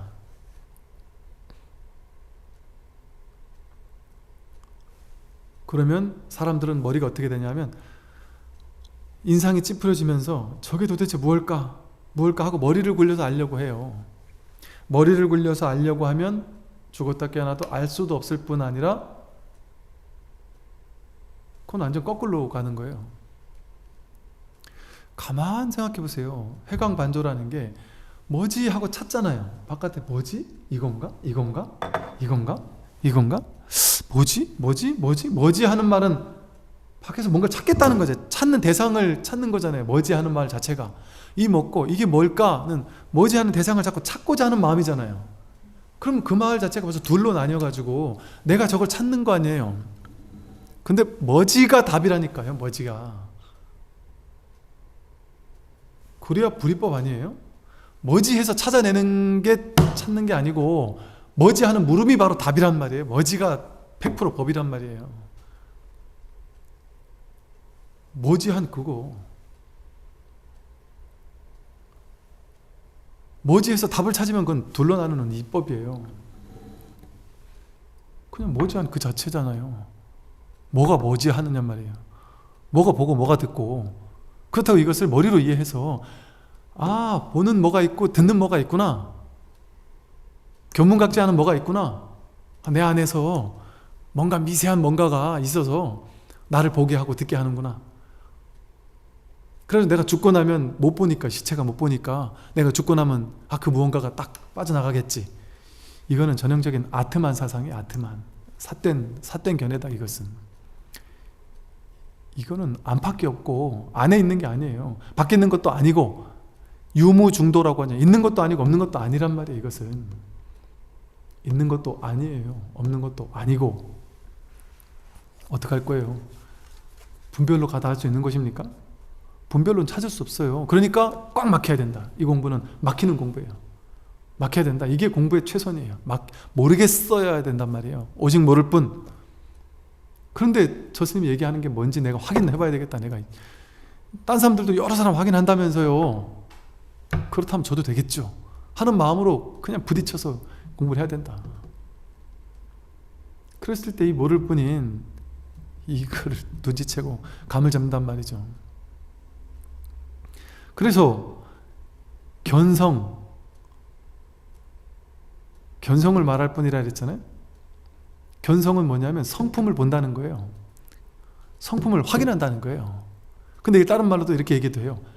견성이 아니라 견이고 성이다. 내가 성품을 보는 것이 아니고 내가 성품을 보는 거면 보는 내가 있고 보이는 성품이 둘로 나뉘어져 있어야 되잖아요. 그게 아니다. 봄, 그게 견성이다. 그게 성품이다. 봄, 그게 견성이다. 그게 성품이다. 그러니까 견이고 성이다. 만물이 모든 것이 하나인 이 자리가 있단 말이에요. 근데 그것은 눈으로 보거나 둘로 나뉘어서 확인할 수 있는, 머리를 이해할 수 있는, 그 대상화해서 알 수 있는 무언가가 아니다. 대상화돼서 알지 않는 유일한 암. 대상화돼서 알 수 있지 않는 압니다. 오늘 여기까지 하고서 마쳐야 되겠네요. 네, 오늘 여기까지 하겠습니다. 들으시느라고 고생 많으셨습니다. 고맙습니다.